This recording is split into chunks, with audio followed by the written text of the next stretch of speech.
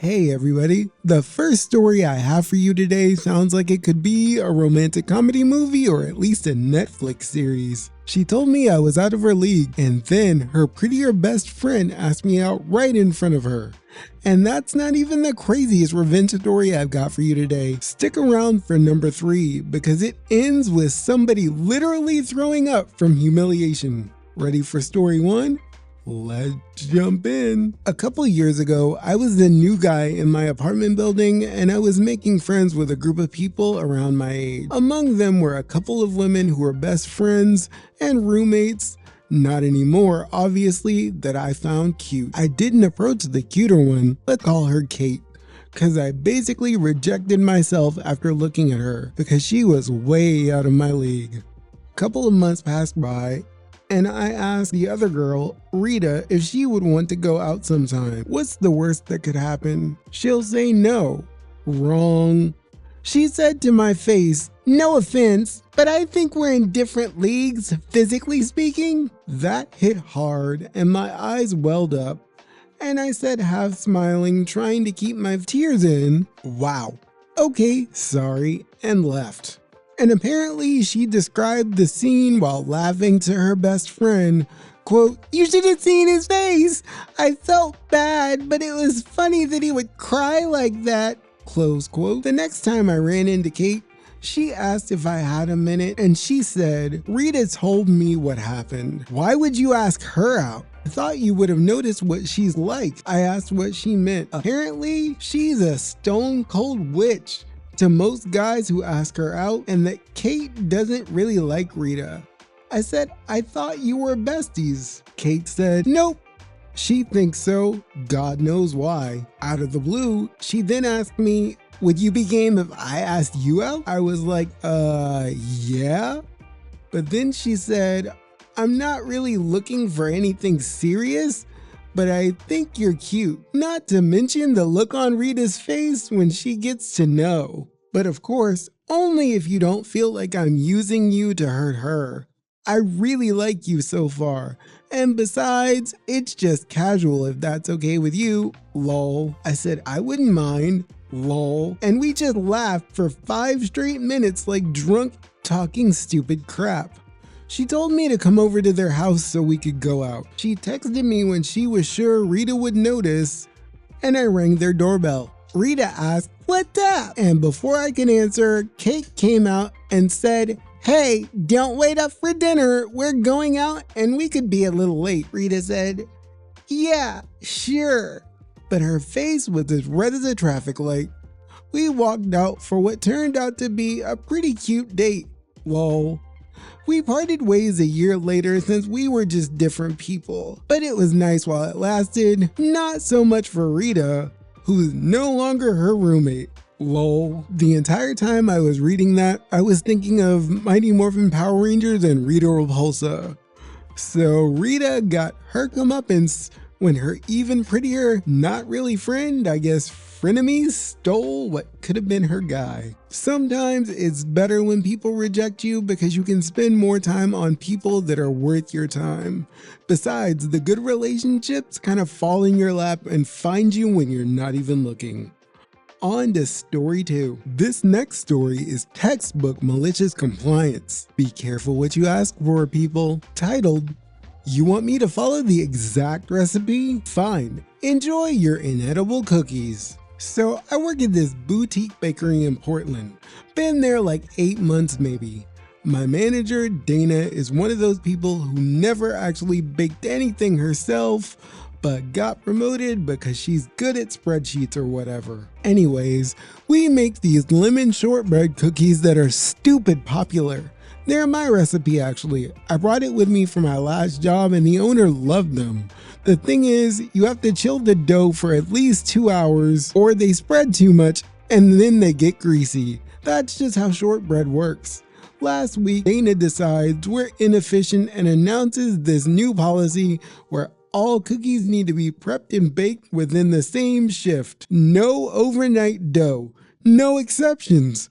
I tried explaining the chemistry thing, but she literally said, "I don't care about your feelings, just follow the recipe card." Here's the thing though, The recipe card that she's talking about, she made it herself like a month ago by watching me work one time. And she wrote the whole chill dough 30 minutes because that's how long she saw it in the fridge before I started baking a batch. But that batch had been chilling since the night before. She just didn't know that. I tried to explain this, I really did. She just told me if I couldn't follow simple instructions, maybe I wasn't a good fit for the team. Okay, cool. So yesterday we had a huge order, some corporate event, 300 cookies. Dana's watching me like a hawk to make sure I do it her way. I make the dough, I put it in the fridge, I set a timer for exactly 30 minutes like her card says. Take it out and start rolling and cutting. The dough is still soft, sticky, and warm. It's spreading on the counter, but I'm following her recipe card, right? I bake them. They spread into these flat, greasy puddles that are all merged together. Had to scrape them off the pan in chunks. The whole kitchen smelled like burnt butter.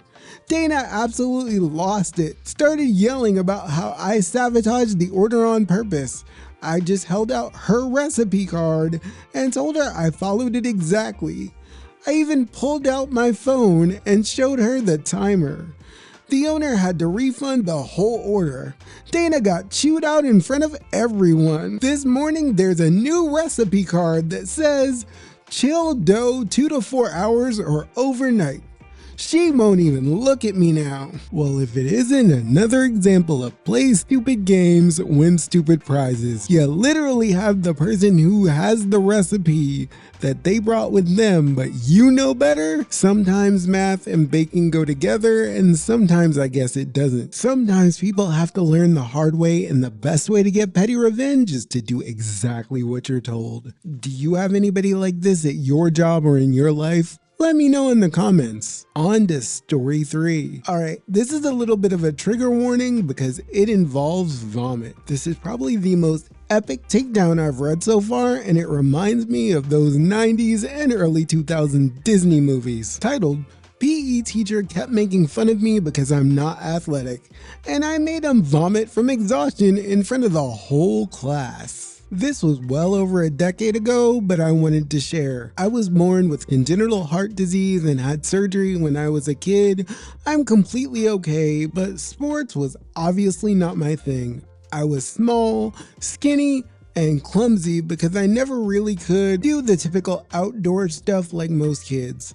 Got teased and got bullied and all that. Typical for a geeky kid who doesn't excel with a football. In high school, we had a mildly problematic PE teacher, a typical sports dude who would make fun of the slower kids.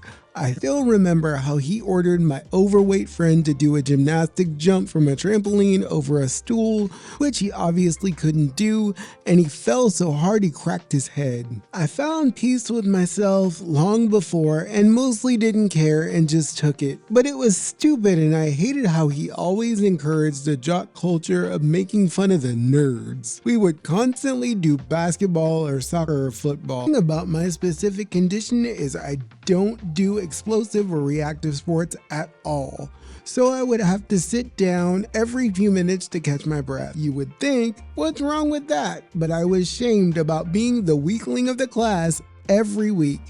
I like sports though, a lot. I was just always told by my parents and doctors to take it easy, and growing up, I noticed I had no problem whatsoever with endurance and steady long distance efforts. As long as I don't go into the red, I could keep it up for quite a while. So it's not a surprise that I fell in love with road cycling when I saw the Tour de France the first time on TV. I was super skinny and couldn't sprint. I could climb a long mountain any day, pacing myself and blowing nearly anyone off my wheel on endurance. I got myself a road bike and never told anyone at school about my rides. Here comes the revenge. We had a class sports day, and there was a bus arranged to take us to the top of a mountain about an hour away where we were to go on a hike. Our PE teacher said that if anyone wants, he will cycle up there and we could join him on the climb instead of the hike. I was the only one to volunteer. He was surprised and commented something to the effect of, "Keeping up and not gonna wait for you," but I insisted. He couldn't know I was more than capable to climb the mountain because he only saw me struggling with sports with him. He also couldn't know that that was my home hill, literally starting a kilometer from my house. I did the climb 100+ times and knew it blind. Knew my pacing, and while I was no Taj Pakar, I knew I could probably drop my PE teacher at will there. For cyclists out there, the climb is 12.5 kilometers, 6.9% gradient, super regular. For non-cyclists, a perfect climb for a lightweight rider with good pacing and stamina. So the day arrives. I did my warm-up, nutrition, and everything as if it was a life and death mountaintop time trial, and rock up at the school in my full racing kit and my racing bike. I was 17, weighed about 55 kilograms, and totally prepared. He was a typical middle-aged, overconfident ex-soccer player, probably weighing 90 kilograms on a standard mountain bike. Super perfect situation. He set a relatively hard pace on the 10-kilometer flat before the climb, and I don't speak or take the front.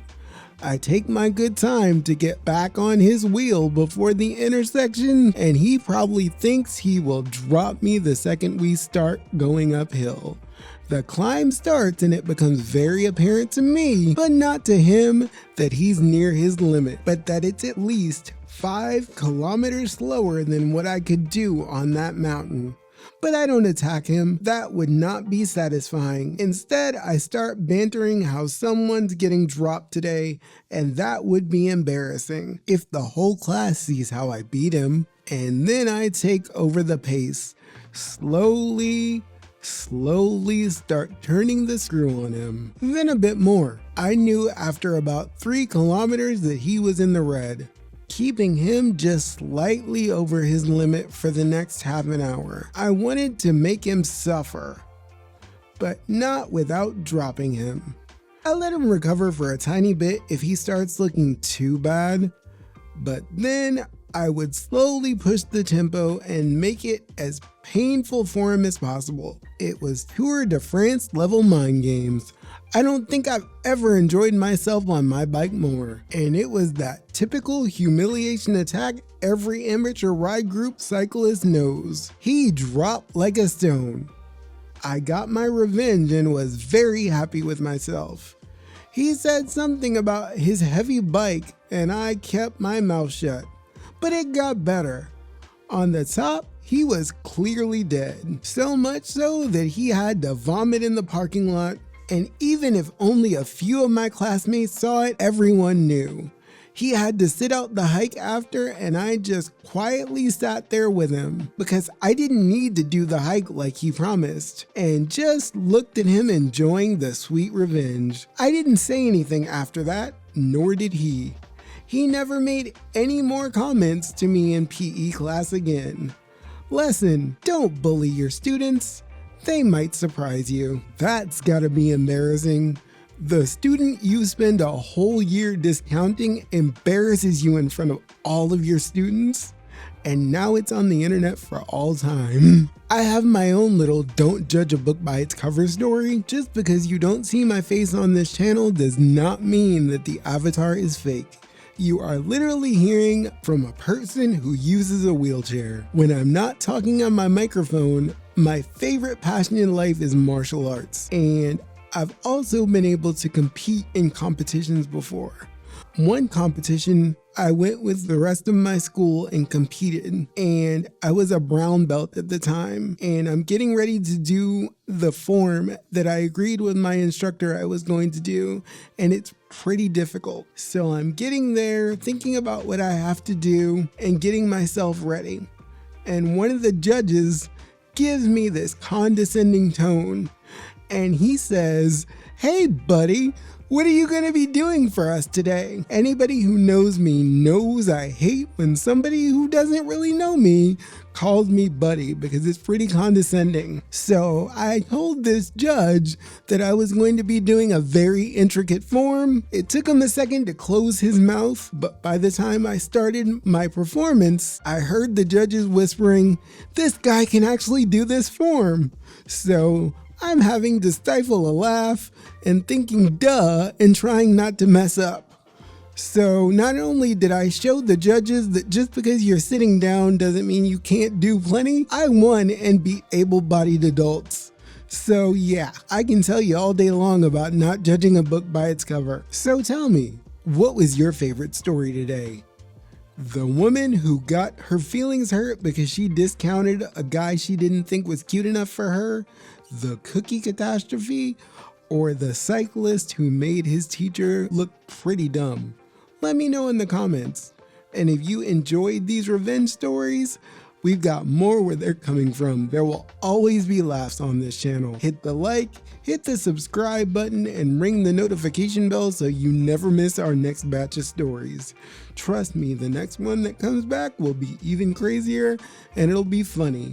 We will see you next time at Storytime with Sean. See you later. Thanks for making it to the end of my video. If you like the content the way I do it, click on the screen now. YouTube is showing you some videos that are just as funny and worth your time. If you're gonna fall down a YouTube rabbit hole today or start a YouTube session, why not start with me? I'm ready when you are. See ya.